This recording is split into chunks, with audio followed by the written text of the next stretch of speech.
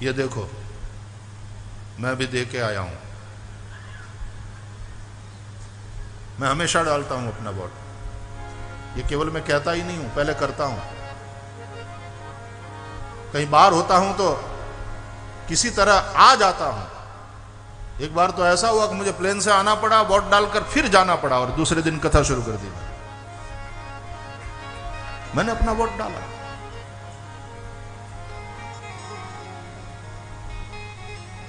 सभी लोग मतदान करें। और अभी अभी मतदान के बाद मुझे बोला गया कि आप कुछ संदेश दो।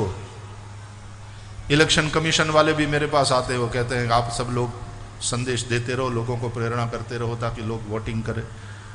मुझे कहा गया कुछ संदेश दो, तो मैंने कहा कि ये वोट जो है ना वो अपने घर की कन्या जैसा है। जैसे कन्यादान वैसे मतदान। कन्यादान का बड़ा पुण्य है, मतदान का भी बड़ा पुण्य है, लेकिन कन्यादान करने से पहले हम लाख सोचते हैं, मतदान करने से पहले भी लाख सोचो। जो तुमको दारू की बोतल दे दे उसको अपनी कन्या दे दोगे? जो तुम्हारे हाथ में 500 रुपये का नोट थमा दे उसको अपनी कन्या दे दोगे? जो बुद्धू है, बिल्कुल अकल नहीं है, उसको तुम अपनी कन्या दे दोगे? कन्या देते समय बहुत सोचते हो, कन्यादान करते समय तो मतदान करते समय भी विचार पूर्वक सोच समझ करके दो।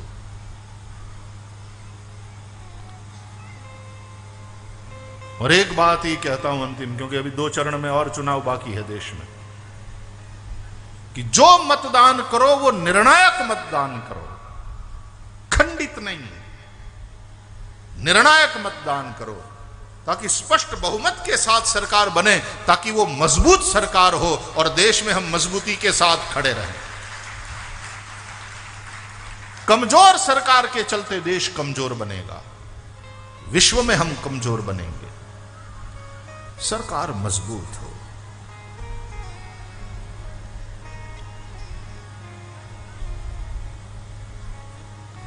जिसको भी चुनो निर्णायक मत के साथ चुनो।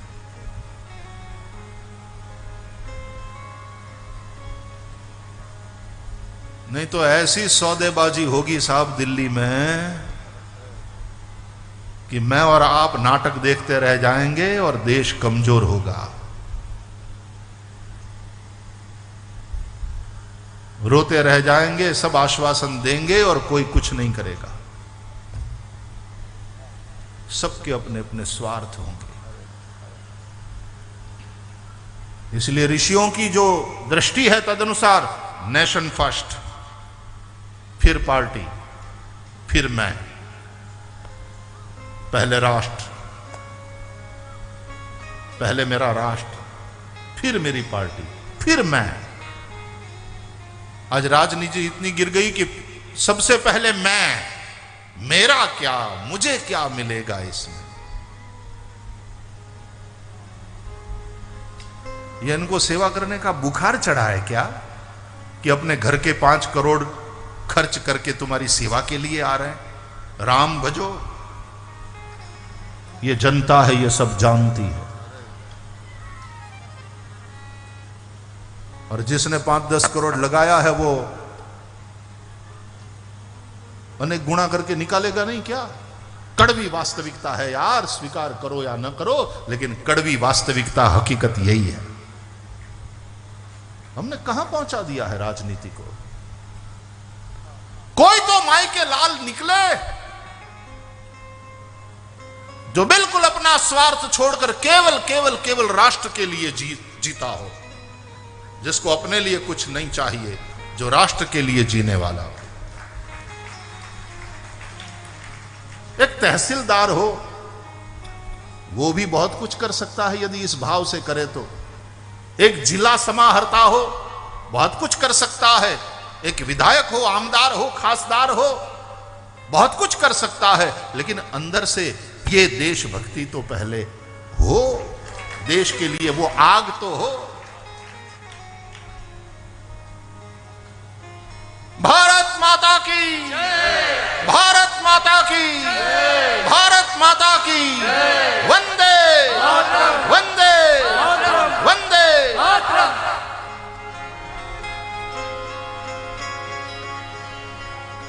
सुजलां सुफलां मलयज शीतलां सस्यश्यामलां मातरं वन्दे मातरं। शुभ्रज्योत्स्ना पुलकितयामिनीं फुल्लकुसुमिता द्रुमदलशोभिनीं सुहासिनीं सुमधुरभाषिणीं सुखदां वरदां मातरं वन्दे मातरं वन्दे मातरं। हम बैठे बैठे नमन करते हैं भारत मां को, क्योंकि ये भी दूसरा राष्ट्रगीत है, आदर करना चाहिए राष्ट्रगीत का। भारत माता की जय, वंदे मातरम, वंदे मातरम, वंदे मातरम। और देश के लिए ही जीने वाले लोग बिल्कुल नहीं हैं, ऐसी बात भी नहीं है। इसलिए हमें निराश होने की आवश्यकता नहीं है। पहचानो और उसको सपोर्ट करो।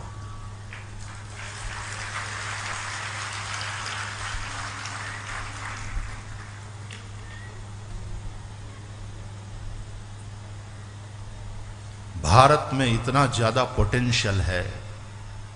मैं तो भगवान की कृपा से पूरा विश्व घूमा हूं और घूम रहा हूं।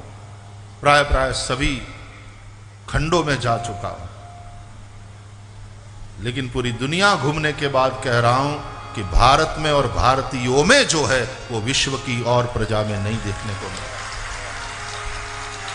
ऐसी संभावना है, लेकिन उस संभावना को हमें चरितार्थ करना होगा। इस वक्त तो हमारी खोपड़ी तो है, लेकिन उल्टी चल रही है।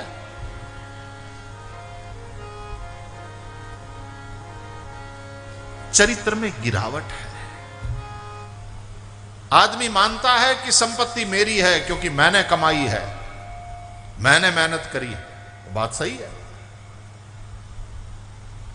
जो आदमी 18-18 घंटा काम करे और जिसके पास बुद्धि है, सख्त मेहनत करता है और वो पैसा कमाता है और कहे कि ये मेरा पैसा है, जायज है, व्यावहारिक दृष्टि से जायज है। पारमार्थिक दृष्टि से गलत बात है ये, लेकिन व्यावहारिक दृष्टि से जायज है।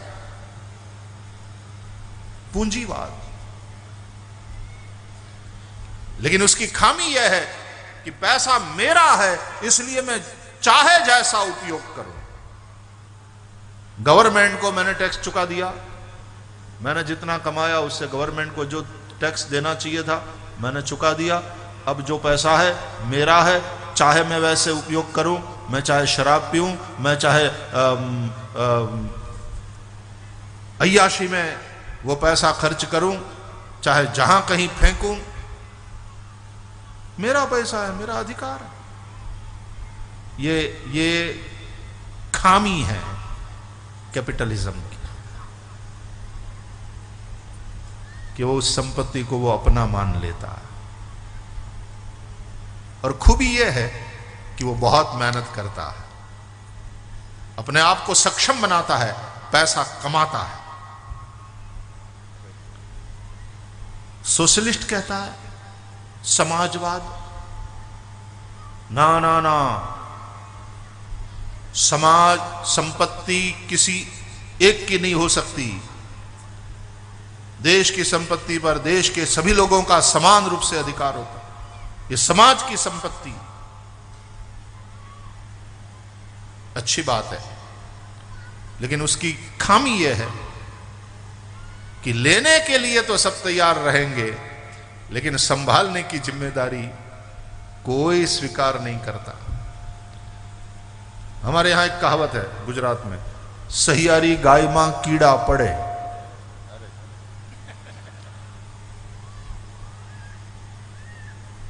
जो सबकी गाय होती है उसको दोहने के लिए तो सब लोग तैयार हैं और कहेंगे मैं भी दोहूंगा क्योंकि मेरी भी है। लेकिन जब उस गाय को घास खिलाने की बात आएगी, चराने ले जाने की बात आएगी, गाय थोड़ी बीमार हो गई तो उसकी सेवा करने की बात आएगी, तो सब लोग कहेंगे केवल मेरी ही थोड़ी है,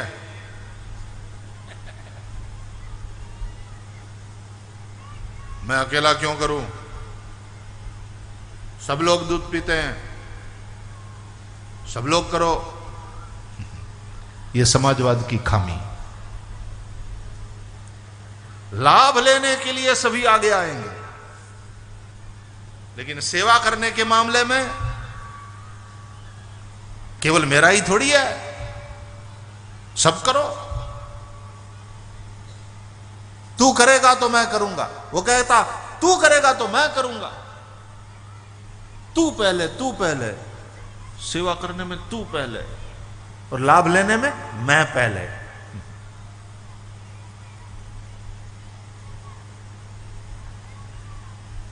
ये खामी। और साम्यवाद, सब समान, सब समान, भेद नहीं करना चाहिए। देश में जितनी आमदनी होती है तो तुमको भी 15,000 मिलना चाहिए, इनको भी 15,000 मिलना चाहिए, इनको भी 15,000 मिलना चाहिए। समान। सबको यदि 30,000 मिलता है तो सबको 30,000 मिलना चाहिए। साम्यवाद, भेद नहीं करना चाहिए। इसका तात्पर्य यह हुआ कि जो बुद्धिमान है उसको भी 30,000 मिलना चाहिए और जो बुद्धू है उसको भी 30,000 मिलना चाहिए। इसका तात्पर्य यह हुआ कि जो 18 घंटा काम करता है, तनतोड़ मेहनत करता है, उसको भी 50,000 मिलेगा, और जो निठल्ला धीरे धीरे जबरदस्ती बेमन से काम करता है, उसको भी पता है 50,000 तो अपने को मिलने ही वाले हैं, सबके साथ साथ मिलेंगे, सबको 50,000 है, अपने को भी मिलेगा। क्यों टूट के काम करने का? बैठे बैठे बीड़ी पियो, 50,000 अपना पक्का है।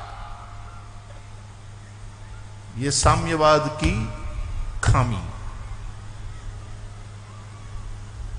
तो पूंजीवाद हो, समाजवाद हो, साम्यवाद हो, सब प्रकार की विचारधारा है, लेकिन सभी विचारधारा की खूबियां भी है, खामियां भी है। ऋषि, सनातन परंपरा का ऋषि, वो किस विचारधारा की बात करता है? वो विचारधारा न पूंजीवाद की है, वो विचारधारा न समाजवाद की है, वो विचारधारा न साम्यवाद की है, वो विचारधारा है यज्ञ की। यज्ञ। तुम जो कर्म कर रहे हो यज्ञ भाव से करो, तुम अपना काम यज्ञ भाव से करो, तुम ईश्वर की पूजा कर रहे हो उस भाव से करो। गीता कहती है स्वकर्मणा तमभ्यर्च सिद्धिम विंदति मानव।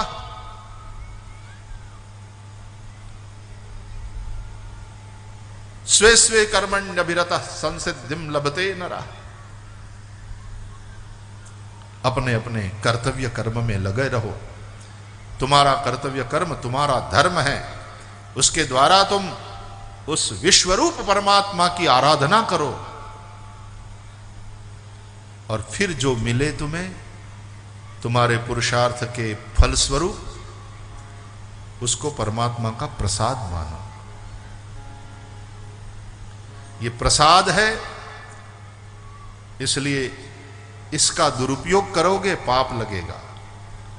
व्यसन, व्यभिचार, अय्याशी में ये पैसा खर्च करना ये पाप है, ये भगवान के प्रसाद का अनादर है।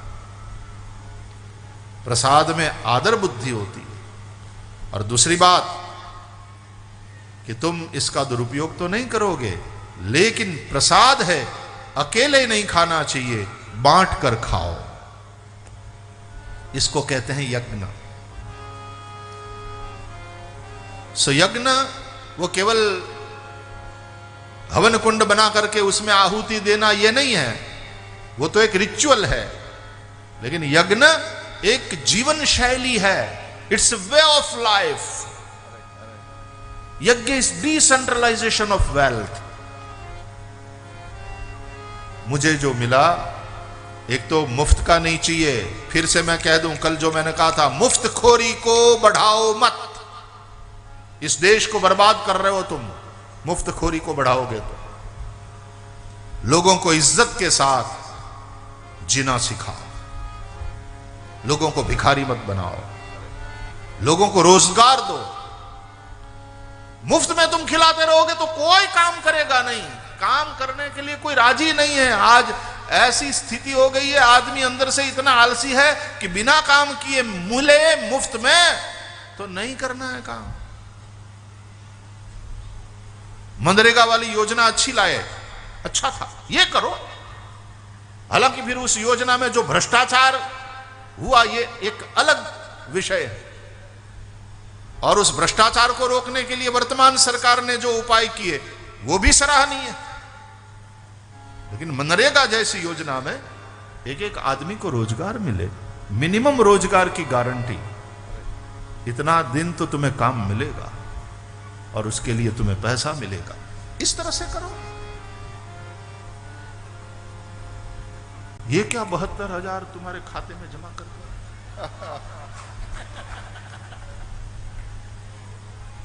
तुम सत्ता में आने के लिए कुछ भी करोगे, इस तरह की मुफ्तखोरी बढ़ाओगे।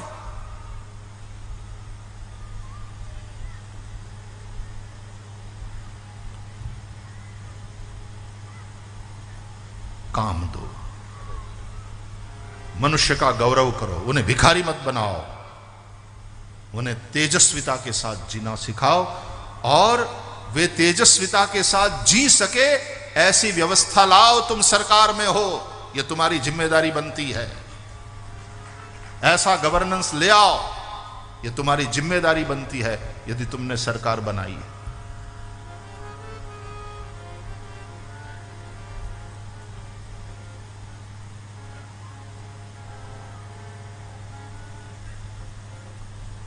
देखो, धर्मपीठ ने, व्यासपीठ ने हमेशा राजाओं का भी मार्गदर्शन किया है, क्योंकि व्यासपीठ, धर्मपीठ के पास केवल राष्ट्र और राष्ट्र की प्रजा के कल्याण के अतिरिक्त और कोई एजेंडा नहीं है। व्यासपीठ को ना आपका नोट चाहिए, ना आपका वोट चाहिए, ना आपसे लोट यानी आटा चाहिए। व्यासपीठ को चाहिए केवल आपका कल्याण, राष्ट्र का भला, राष्ट्र का हित कैसे होए, वही व्यासपीठ चाहते हैं। बाकी तो वोट लेने के लिए जो जो खेल खेले जाते हैं हम देख ही रहे हैं। अभी 2 चरण और बाकी है, देखना पड़ेगा, मजबूरी है।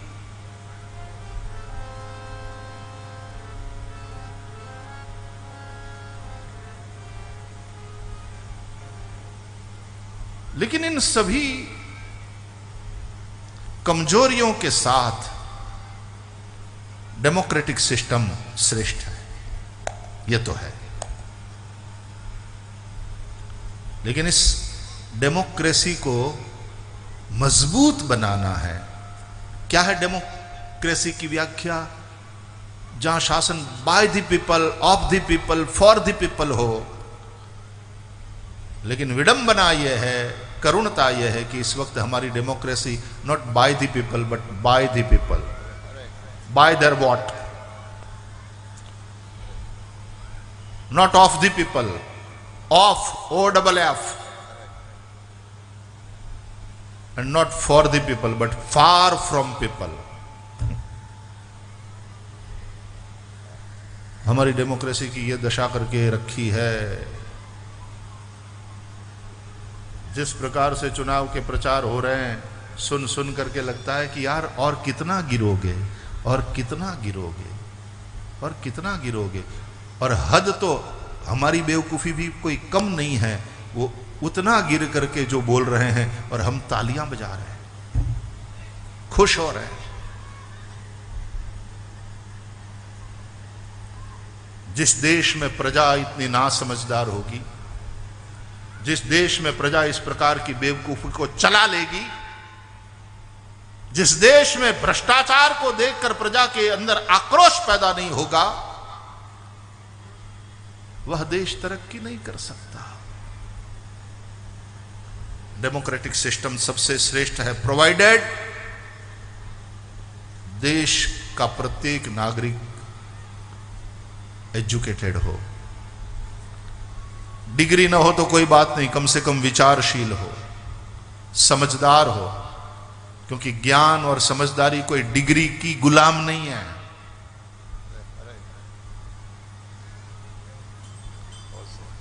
अपने वैयक्तिक स्वार्थों से ऊपर उठ करके केवल देश का भला देखते हुए, और तुम्हें अधिकार मिला है वोट करने का, वोट करो।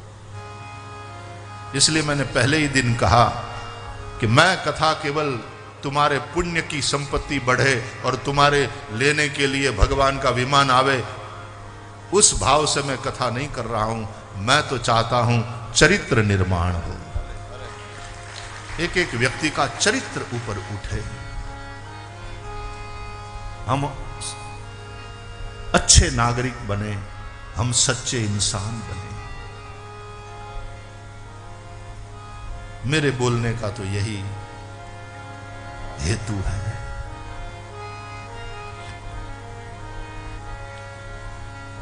और भगवान वेदव्यास ने भागवत की रचना करी वो भी उसी हेतु से, क्योंकि जिस आदर्श समाज की वो कल्पना कर रहे थे, वो नरक का भय बताया तो भी नहीं बन पाया, स्वर्ग का लालच दिखाया तो भी नहीं बन पाया। अब प्रत्येक के हृदय में प्रेम जगाया भागवत के द्वारा, और वो प्रेम मेरे राष्ट्र के प्रति, वो प्रेम प्रकृति के प्रति, वो प्रेम सभी जीव सृष्टि के प्रति, वो प्रेम मेरे सभी मनुष्यों, संपूर्ण मानवता के प्रति, वो प्रेम मेरी अपनी जिंदगी के प्रति, ताकि मैं अपनी जिंदगी को बर्बाद न करूं। यदि मेरी जिंदगी से मुझे प्रेम है तो उद्धरेदात्मनात्मानम नात्मानम अवसादयेत।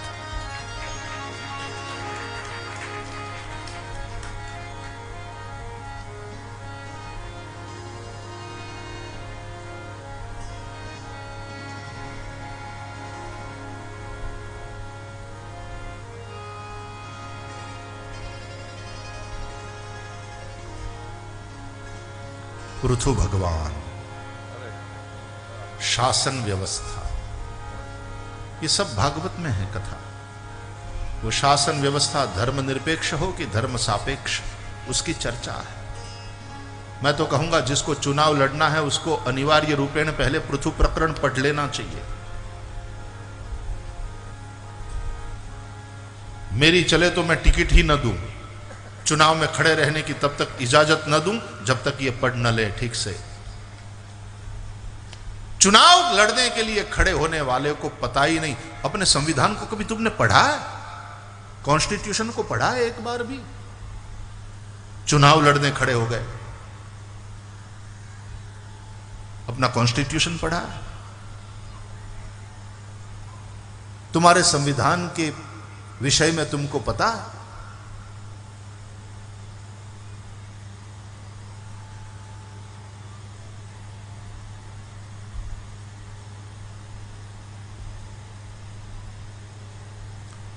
शासन व्यवस्था पंथ निरपेक्ष भले ही हो, धर्म निरपेक्ष नहीं होनी चाहिए। इसलिए सेकुलर और सोशलिस्ट ये दो शब्द बाद में जोड़े गए संविधान में। बाबा साहब आंबेडकर ने जब तैयार किया मसौदा तो उसमें ये दो शब्द नहीं थे।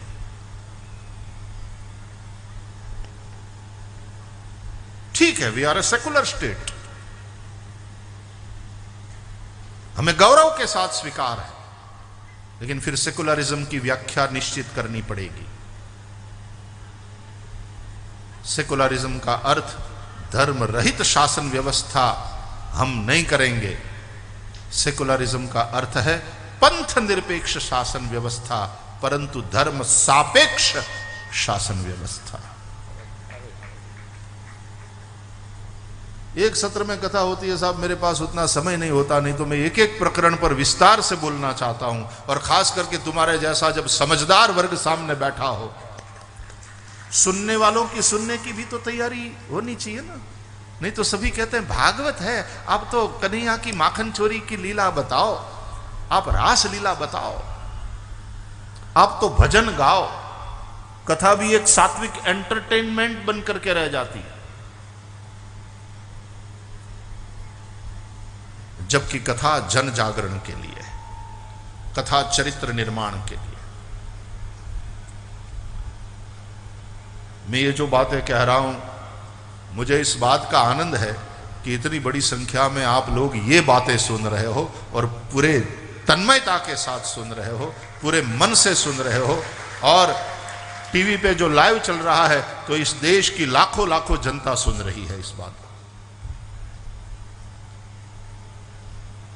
देश के लिए प्यार है, वतन के लिए प्यार है, इसलिए बोल रहा है। राजनीति में भी ऐसे ऐसे लोग हैं, अच्छे लोग हैं, बहुत कुछ कर सकते हैं, लेकिन आज जहां जिस दिशा में राजनीति जा रही है, बिगड़ने की होड़ जैसे चल पड़ी है। स्पर्धा की कौन कितना ज्यादा गिर सकता है। रिवर्स गियर में गाड़ी चली गई है, जरा क्लच दबाओ प्यारे, गियर चेंज करो, गाड़ी आगे जाए।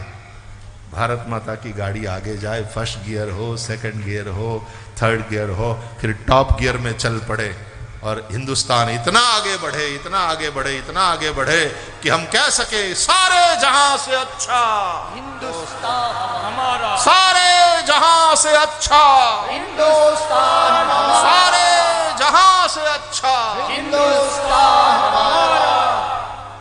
जहां वो भारत देश है मेरा, वो भारत देश है, जहां आसमान से बातें करते मंदिर और शिवालय, हरिओ हरिओ हरिओ हरिओ।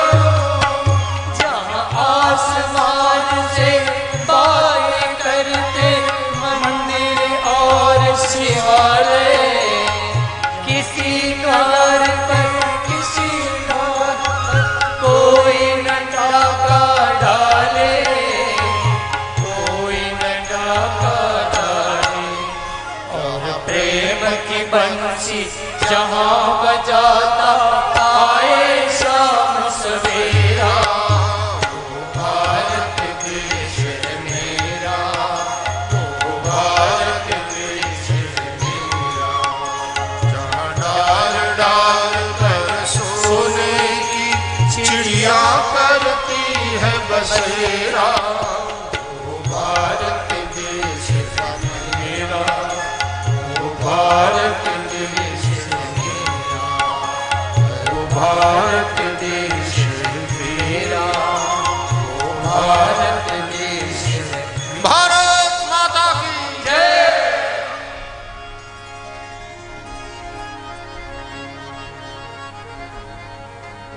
पृथु चरित्र बड़ा सुंदर है, और पृथु ने जिस तरह से गाय बनी हुई पृथ्वी का दोहन किया, यह राष्ट्र का विकास है। बड़ा सुंदर वर्णन है।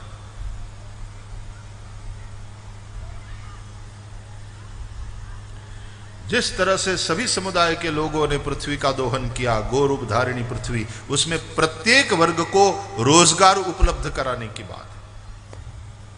सब काम पे लग गए पृथ्वी के दोहन के कार्य। कोई आदमी निठल्ला, कोई बेकार नहीं बैठा था, हर आदमी के पास काम था। उतना समय नहीं रहता, वरना एक एक प्रकरण को, ये बड़े महत्वपूर्ण प्रकरण है, उसको विस्तार से कहने का मन करता है। भगवान का 10वां अवतार मत्स्य नारायण, 11वां अवतार कूर्म, 12वां अवतार धन्वंतरी, 13वां अवतार मोहिनी, दैत्यों को छलकर देवों को अमृत पिलाया। चतुर्दशम नारसिंहम, 14वां अवतार नरसिंह भगवान का, स्तंभ से प्रकट हुए, हिरण्यकशिपु को मारा, प्रहलाद का उद्धार किया। पंचदशम वामनकम, 15वां अवतार हुआ वामन भगवान का। बलिराजा के यहां जाकर वामन ने 3 पग पृथ्वी मांगी, 2 पग में बलि का सब कुछ ले लिया और तीसरे पग में बलि को ले लिया और बलि की सत्ता को समाप्त किया। लेकिन बलि को यह वचन दिया कि आने वाले 8वें सावरणी मनवंतर में मैं तुम्हें इंद्र बनाऊंगा।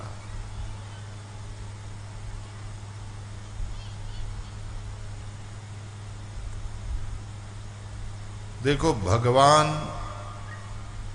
से लोग बहुत चाहते हैं, लेकिन भगवान को कितने चाहते हैं? मंदिरों में जो भीड़ होती है वो भगवान से चाहने वालों की है कि भगवान को चाहने वालों की?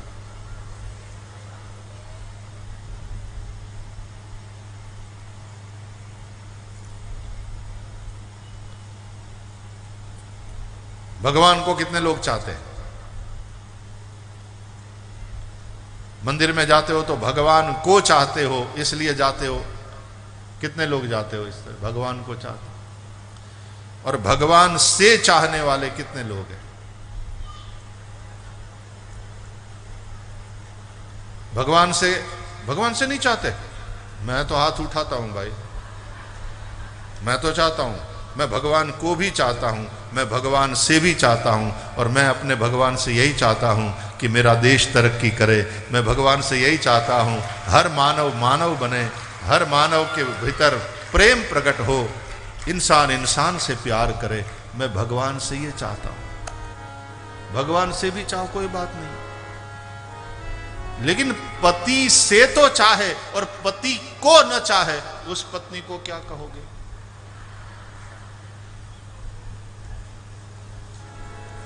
पति से तो चाहे, जट जाओ चंदन हार लाओ, घूंघट नहीं खोलू रे। पति से चाहे और पति को न चाहे तो, और पति को चाहने वाली पति से नहीं मांगेगी तो क्या पड़ोसी से मांगेगी?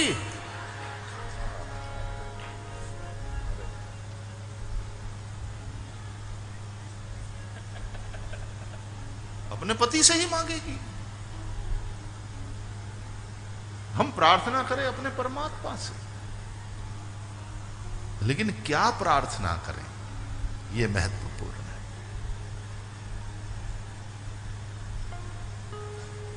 हम प्रार्थना करते हैं सर्वेत्र सुखिनस्सन्तु, सर्वे सन्तु निरामयाः, सर्वे भद्राणि पश्यन्तु, मा कश्चित् दुःख भाग् भवेत्।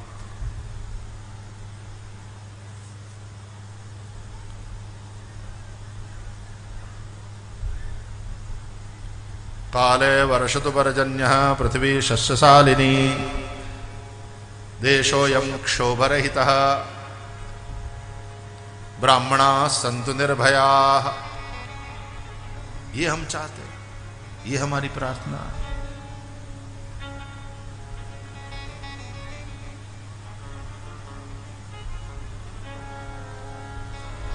वामन भगवान का चरित्र है। 15वां अध्याय, 16वां अध्याय परशुराम, 16वां अवतार परशुराम भगवान। अभी अभी परशुराम जयंती हमने मनाया। हमने बताया परशुराम है ब्राह्मणों यानी समाज के प्रबुद्ध समझदार वर्ग का बिगड़ी हुई शासकीय व्यवस्था को देखकर जो कलेक्टिव आक्रोश पैदा हुआ, उसका नाम है भगवान परशुराम। इसके ऊपर भी बहुत बोल सकता हूं, लेकिन अभी समय पूरा होने को है। परशुराम जी का चरित्र अद्भुत है।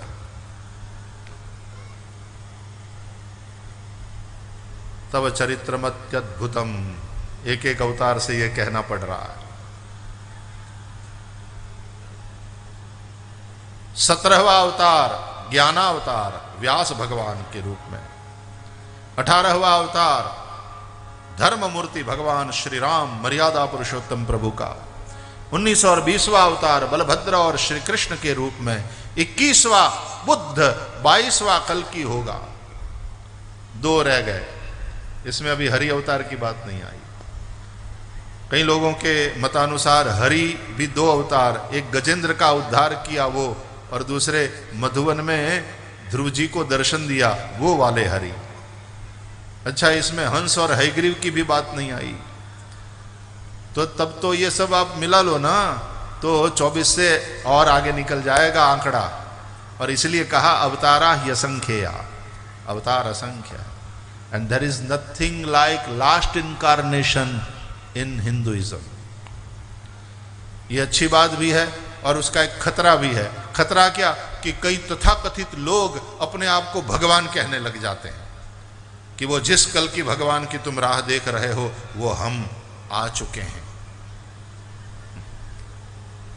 आदम को खुदा मत कहो, आदम खुदा नहीं, लेकिन खुदा के नूर से आदम जुदा नहीं।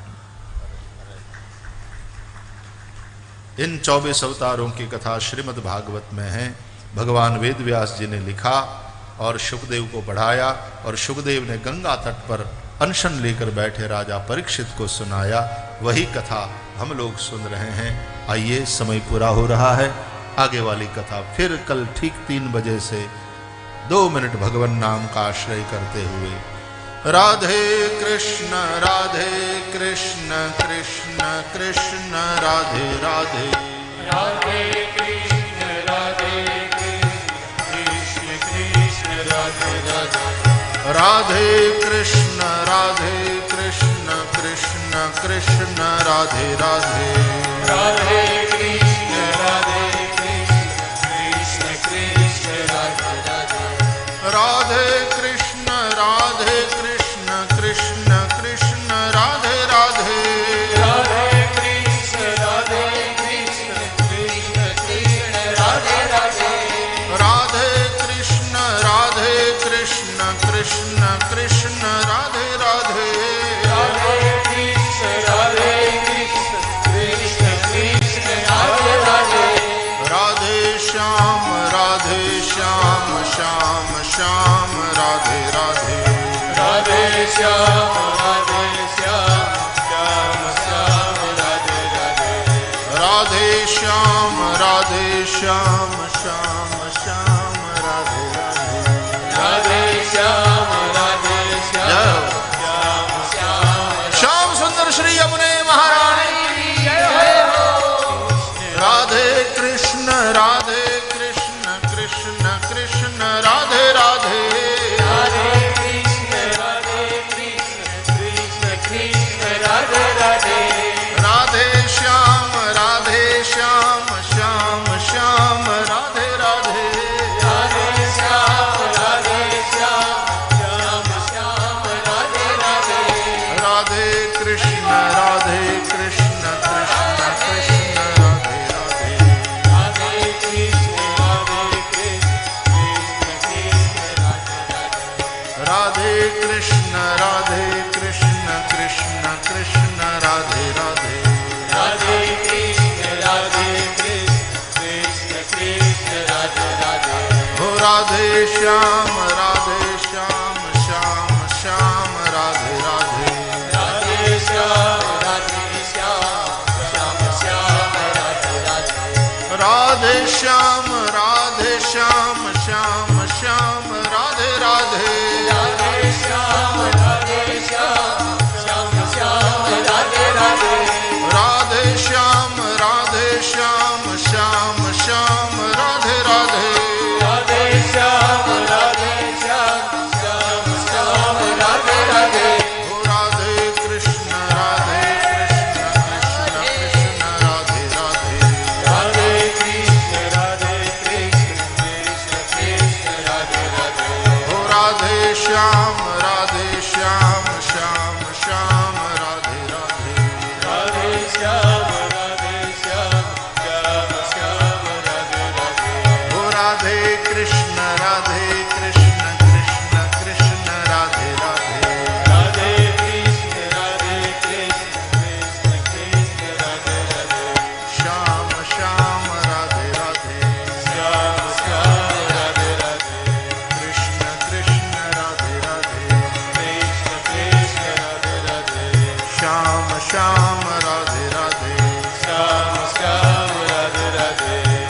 कृष्ण कृष्ण राधे राधे, कृष्ण कृष्ण राधे राधे, श्याम श्याम राधे राधे, श्याम श्याम राधे राधे, कृष्ण कृष्ण राधे राधे, कृष्ण कृष्ण राधे राधे, श्याम श्याम राधे राधे। श्याम श्याम राधे राधे। भगवान नाम संकीर्तन के साथ आज की कथा को यहाँ पर विराम। कल पुनः 3 बजे से भागवती यात्रा आगे बढ़ेगी। आइए भाव और प्यार से जय घोष करें। श्री द्वारकाधीश की जय, श्री गोवर्धन नाथ की जय, श्री गिरिराज धरण की जय, श्री बालकृष्ण लाल की जय, सद्गुरु भगवान की जय। ओ